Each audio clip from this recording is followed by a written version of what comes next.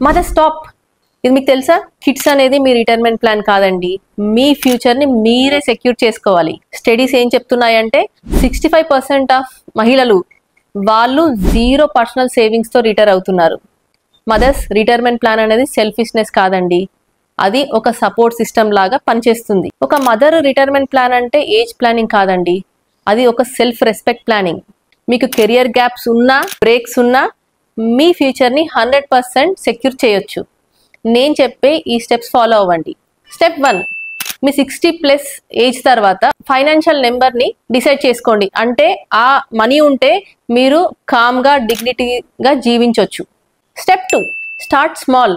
అంటే ఒక 500 rupees SIP start చేయండి, మీకు ఫ్యూచర్కి సెక్యూరిటీగా పనిచేస్తుంది. స్టెప్ 3, మీ కెరియర్ గ్యాప్ ప్రొటెక్షన్ ఫండ్ ని బిల్డ్ చేయండి. ఇది మదర్స్ కి ఒక గోల్డ్ షీల్డ్ లాగా పనిచేస్తుంది.